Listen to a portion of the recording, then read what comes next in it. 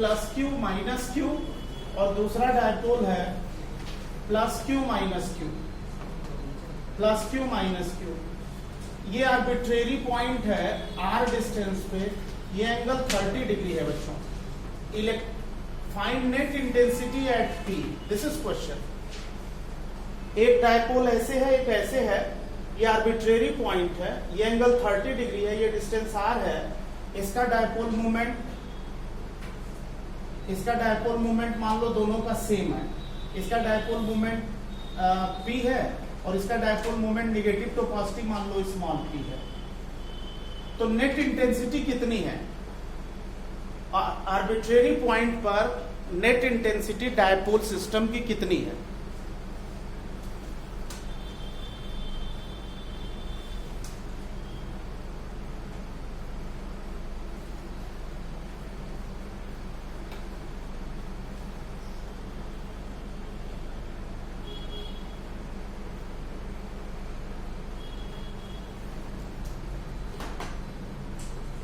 बोलो बच्चों, बताओ।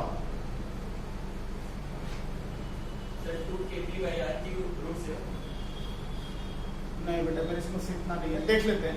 ये फर्स्ट डायपोल मान लो, इसको सेकेंड डायपोल मान लो। फर्स्ट डायपोल की इंटेंसिटी कितनी है? K P by R cube under root 1 plus 3 cos square 30 degree. Any doubt बेटा? फर्स्ट डायपोल की इंटेंसिटी पॉइंट पी पर कितनी है? K P by R cube under root 1 plus 3 cos square theta. यही है ना? यही है। तो कॉस स्क्वायर थीटा की वैल्यू कितनी होगी? कॉस स्क्वायर 30 डिग्री की वैल्यू कितनी होगी?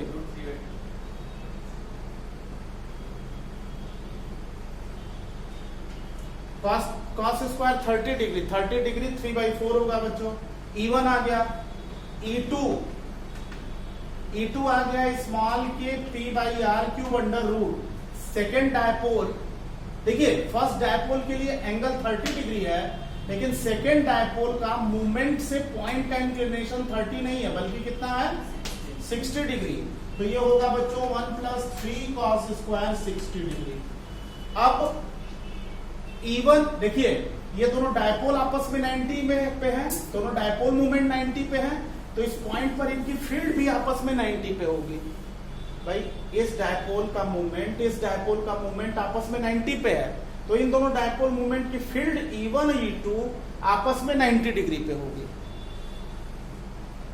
अगर दो डायपोल मूवमेंट 30 डिग्री पे हैं, तो आर्बिट्रेरी पॉइंट पर फील्ड भी आपस में 30 डिग्री पे होगी। तो नेट कैसे निकलेगा बच्चों? Under root E1 square plus E2 square. बताइए आंसर कितना आएगा?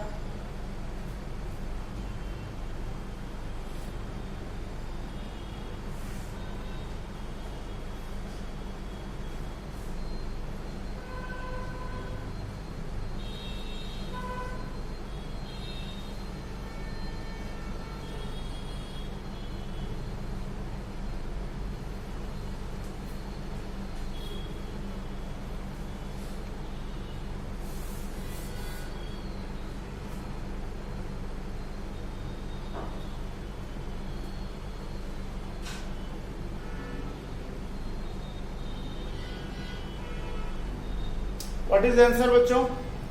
क्या आंसर है?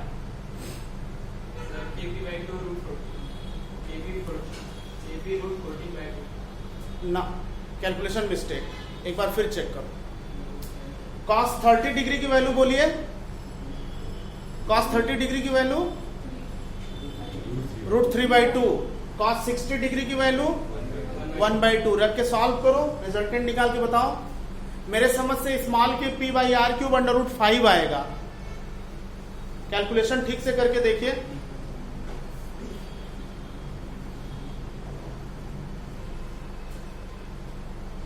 शिवम कितना आ रहा है भाई? ये 3/4 हो गया। 3/4 ये √3/4, तो 3/4 हो गया, ठीक है ना?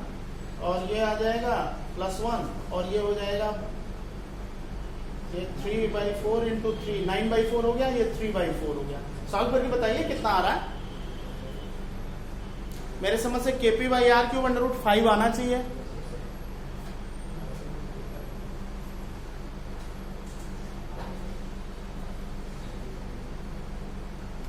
आ रहा है बच्चों?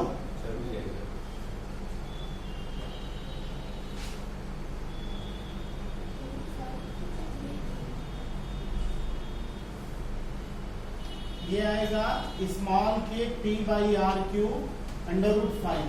4 ऑप्शन रहेगा, 4 ऑप्शन में रूट 5, रूट 7, रूट 3 और रूट 2 रहेगा। किसी का नहीं आया? आ गया ना? ये आंसर है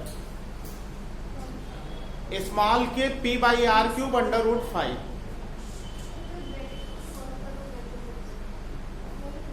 क्या कर लीजिएगा, इतना आ जाएगा बच्चों। 4 ऑप्शंस जो होंगे उसमें से इस वाले को टिक कर देंगे। बॉयज में से किसी का आया? आ गया ना? ठीक है, गुड। सो इस तरह से ये क्वेश्चन एक, इज दिस क्लियर? इसमें बहुत सारे पीवाईक्यू आए हुए हैं जेई नीट में। जब मैं पीवाईक्यू कराऊंगा इस पे तो फिर उस समय डिस्कस करूंगा, ठीक है बच्चों? इस पे पीवाईक्यू बहुत सारे पीवाईक्यू हैं जो हम लोग डिस्कस करेंगे। जैसे कि पीवाईक्यू ये है कि एक्स और वाई एक्सिस है, एक डायपोल यहाँ पे रखा हुआ है -q + q, इसका डायपोल मोमेंट राइट वर्ड है। किसी आर्बिट्रेरी पॉइंट पर अगर ये एंगल थीटा है तो net electric field Y axis के पैरेलल है। प्रीवियस ईयर क्वेश्चन है ये, जेई में पूछा गया है कि डायपोल के आर्बिट्रेरी पॉइंट पर इलेक्ट्रिक फील्ड वाई एक्सिस के पैरेलल है, तो ये जो फील्ड है वो एक्स एक्सिस से कितना एंगल बना रही है। 4 ऑप्शन दिए हुए हैं, tan inverse √2, tan inverse √7, tan inverse √5, ऐसे करके 4 ऑप्शन दिए हुए हैं। अल्फा की वैल्यू बताइए। तो पीवाईक्यू जब करेंगे तब इन क्वेश्चंस को डिस्कस करेंगे, ठीक है? अभी जितनी बात बताई समझ में आ गई, कोई दिक्कत नहीं है। अब इसके बाद देखो बच्चों, हम लोग डायपोल में एक बहुत इंपॉर्टेंट डेरिवेशन करने जा रहे हैं, बोर्ड के लिए मोस्ट इंपॉर्टेंट है। लिखिए, torque acting on A dipole. Heading डाल दीजिए, torque acting on A dipole. Board सभी एग्जाम के लिए मोस्ट इंपॉर्टेंट है।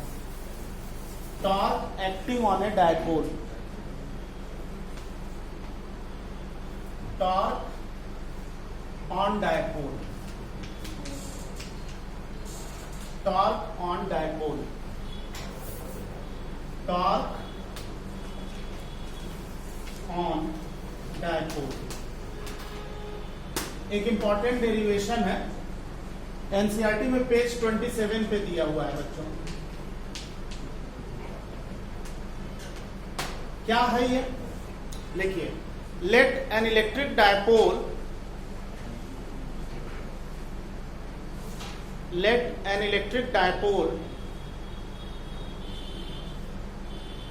let an electric dipole is placed, let an electric dipole is placed at angle theta, let an electric dipole is placed at angle theta to the electric field direction, to the electric field direction, to the electric field direction, to the electric field direction। इस तरह से है बच्चों, देखो ये -q है, बड़ा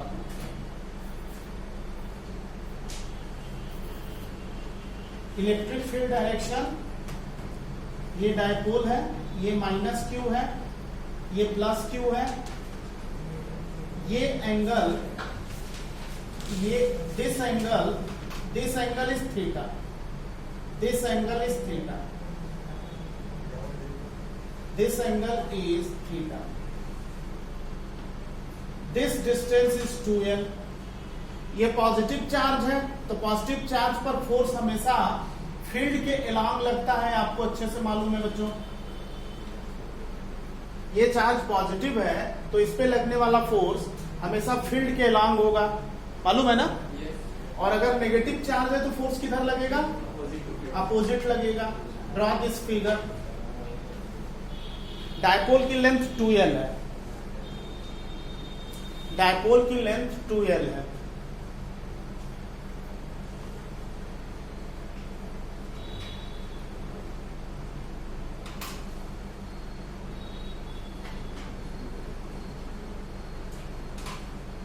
clear बेटा? देखिए अगर डायपोल को ऐसे रख के छोड़ेंगे तो इस डायपोल पर एक फोर्स इधर लगेगा, एक फोर्स इधर लगेगा, तो इसके अंदर टेंडेंसी ऑफ रोटेशन डेवलप होगा। Is this clear? भाई ये डायपोल है, एक फोर्स इधर लगा, एक फोर्स इधर लगा, तो डायपोल रोटेट करेगा, और रोटेशनल फोर्स को हम टॉर्क कहते हैं। रोटेशनल फोर्स को क्या कहते हैं?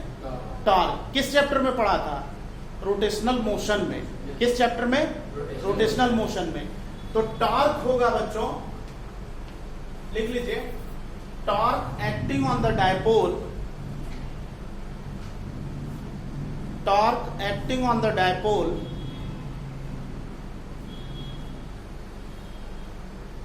torque acting on the dipole, tau, this is just force multiplied by perpendicular distance। ये तो आप जानते ही हैं, force multiplied by perpendicular distance. Rotational motion में पढ़ा था हम लोगों ने। कितना फोर्स लग रहा है बच्चों? फोर्स लग रहा है QE, परपेंडिकुलर डिस्टेंस। देखो बच्चों, ये 2l है, तो परपेंडिकुलर डिस्टेंस ये हो जाएगी। परपेंडिकुलर डिस्टेंस अगर हम x माने तो x कितना होगा? यहां देखिए साइन थीटा, बताइए इस ट्रायंगल में कितना है? इस राइट एंगल ट्रायंगल में साइन थीटा कितना है? x by 2l। तो परपेंडिकुलर डिस्टेंस x कितना हो गया? 2l sign theta. ये वैल्यू x की यहां पुट कर दीजिए, QE इंटू एक्स, तो टॉर्क होगा बच्चों QE into 2l sine theta. और इसको आप लिख सकते हो torque 2QL multiplied by E sine theta. 2QL dipole movement है, तो ये हो जाएगा P into E sine theta. ये टॉर्क का फार्मूला डिराइव हो गया, torque acting on the dipole का फार्मूला डिराइव हो गया, tau equals to PE sine theta. Note कर लो बेटा।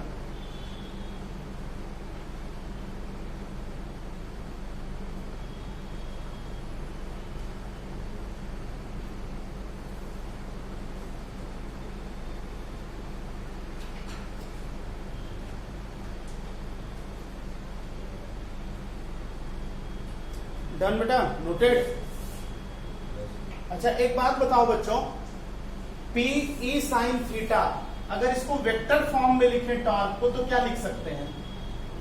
P vector cross E vector लिख सकते हैं क्या? क्योंकि आप जानते हैं A क्रॉस B होता है AB साइन थीटा, और A डॉट B होता है AB cos theta. Vector chapter में पढ़ा आपने। तो टॉर्क का ये फार्मूला हो गया P cross E, P cross E या P साइन थीटा। ठीक है बच्चों, क्लियर ना?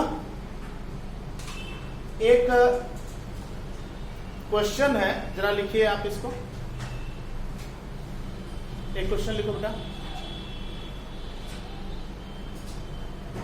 N electric dipole is, N electric dipole is suspended in horizontal electric field,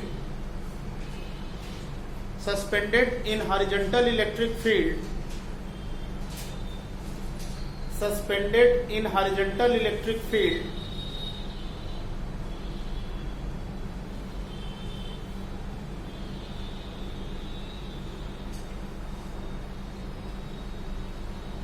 parallel to field, parallel to field, parallel to field, full stop. This dipole is parallel to field, this लिखो, this dipole is given slight angular displacement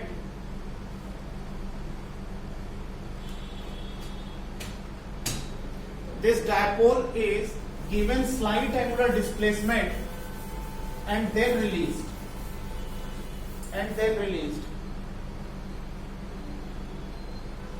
Find time period of its oscillation. Minus Q plus Q. Electric field का direction rightward है बच्चों. Electric field direction rightward. Dipole इस तरह से suspended है. Dipole इस तरह से सस्पेंडेड है. ठीक है, क्लियर. इस समय डायपोल पर कितना फोर्स लग रहा है? इस समय डायपोल पर कितना फोर्स लग रहा है? 0. क्यों लग रहा है? क्योंकि इधर फोर्स प्लस क्यूई और इधर फोर्स क्यूई. भाई इस पर फोर्स इधर क्यूई है और इस पर फोर्स इधर क्यूई है, तो नेट फोर्स कितना हुआ? 0 हुआ. डायपोल जो है स्टेबल इक्विलिब्रियम में है. किस इक्विलिब्रियम में है? स्टेबल इक्विलिब्रियम में है, क्योंकि डायपोल पर फोर्स 0 है. डायपोल मूवमेंट किधर होगा? इस डायपोल का राइटवर्ड होगा. डायपोल मूवमेंट राइटवर्ड होगा. ठीक है बच्चों, इस डायपोल को थीटा रोटेशन देके छोड़ देते हैं. डायपोल को थीटा रोटेशन देते हैं और फिर छोड़ देते हैं. डायपोल को थीटा रोटेशन देते हैं और छोड़ देते हैं. बच्चों ध्यान से देखिएगा, अगर इस डायपोल को मैंने थीटा रोटेशन दिया तो ये वाला चार्ज यहां आ गया और ये वाला चार्ज यहां आ गया. तो जब ऐसा होगा, क्योंकि फील्ड राइटवर्ड है, तो इस वाले चार्ज पे ये प्लस क्यू चार्ज है, फोर्स इधर लगेगा. इस वाले चार्ज पे फोर्स इधर लगेगा, तो टॉर्क जनरेट होगा. क्या जनरेट होगा? टॉर्क. आपने डायपोल को ध्यान से देखिएगा, आपने डायपोल को थोड़ा सा रोटेट करके जो छोड़ा, ये अपनी मीन पोजीशन की तरफ रीस्टोर होगा. अगर एसएचएम याद हो, टॉपिक एसएचएम पढ़ाया था ना, स्प्रिंग ब्लॉक सिस्टम को हम थोड़ा सा खींचते हैं और छोड़ते हैं तो वो रीस्टोर होता है. वही केस यहां पे है. रीस्टोर होता है तो F proportional to minus X होता है, तो A proportional to minus X होता है, और A proportional to minus X होता है, तो ऑसिलेशन क्या हो जाता है बच्चों? SHM हो जाता है. क्या हर ऑसिलेशन SHM होता है? नहीं, केवल वही ऑसिलेशन SHM होते हैं जिसमें A proportional to minus X होता है. ध्यान से देखो बच्चों, इस डायपोल को रोटेट करके जो छोड़ेंगे टॉर्क लगेगा, लेकिन टॉर्क चूंकि रेस्टोरिंग नेचर का है तो माइनस पी साइन थीटा लिखेंगे. प्लस की जगह माइनस लिखेंगे. माइनस क्यों? क्योंकि डिस्प्लेसमेंट के जस्ट अपोजिट टॉर्क लगेगा. रिस्टोरिंग टॉर्क है. माइनस साइन का मतलब समझ में आ गया? रिस्टोरिंग टॉर्क है. और टॉर्क होता है बच्चों आई अल्फा. टॉर्क का फार्मूला आई अल्फा पढ़ा है आपने रोटेशनल मोशन में. Tau equals to I alpha. I moment of inertia, alpha angular acceleration, minus P E theta for, इसी के नीचे लिख दीजिए, for small theta sine theta equals to theta. भाई ये प्रॉपर्टी तो कई बार यूज कर चुके हैं ना हम लोग. Sine theta equals to theta. तो इसको हम यहां से अल्फा कितना होगा बच्चों? यहां से अल्फा क्या होगा? Minus P E upon I multiplied by theta. और यहां से एक बात जो क्लियर हो गई कि जो एंगुलर एक्सेलरेशन है वो proportional to angular acceleration proportional to क्या है? Angular minus of angular displacement. Angular displacement ये कंडीशन किसकी है? एसएचएम की है. Acceleration proportional to negative of displacement SHM की डेफिनेशन है. इसका मतलब ये डायपोल एसएचएम परफॉर्म करेगा बच्चों. क्या परफॉर्म करेगा? SHM, simple harmonic motion perform करेगा. सिंपल पेंडुलम वाली डेरिवेशन याद है ना? Same derivation.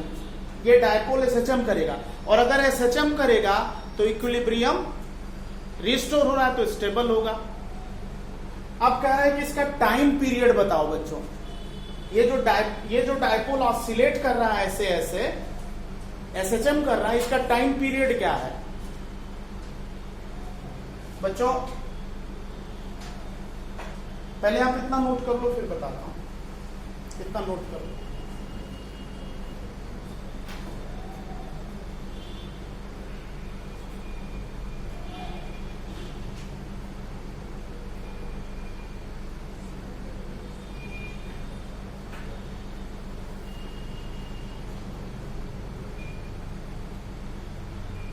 देखो बेटा, एसएचएम कर रहा है तो एसएचएम के एक्सेलरेशन का फार्मूला आपको बहुत अच्छे से याद होगा, a is equal to minus omega square x. याद है?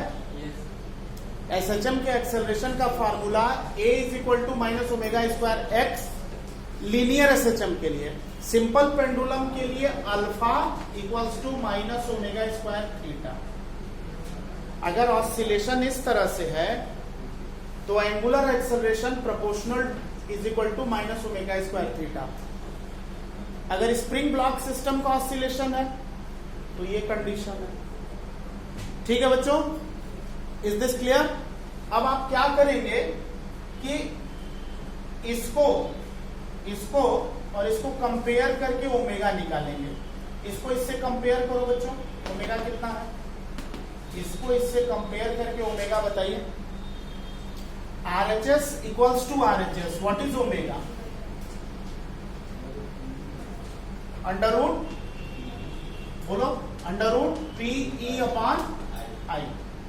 P डायपोल मूवमेंट है, E इलेक्ट्रिक फील्ड है, I मूवमेंट ऑफ इनर्शिया है। अब ओमेगा को भाई देखो, इसको इससे कंपेयर किया तो ओमेगा स्क्वायर की वैल्यू ये आ गई, तो ओमेगा की वैल्यू रूट में आ गई। इसको इससे कंपेयर करो ना, ये जो अल्फा की वैल्यू है ये वैल्यू पुट करो, PE upon I into theta. Theta and theta cancel, minus minus cancel, omega under root PE upon I। Clear? Omega और टाइम पीरियड में क्या रिलेशन है? 2 पाई बाई टी। तो 2 pi by T is equal to under root PE upon I। तो time period कितना आया बच्चों? 2 pi under root I by PE। ये डायपोल का टाइम पीरियड है, ऑसिलेटिंग डायपोल का टाइम पीरियड है। एक इंपॉर्टेंट डेरिवेशन है, नोट कर लीजिए।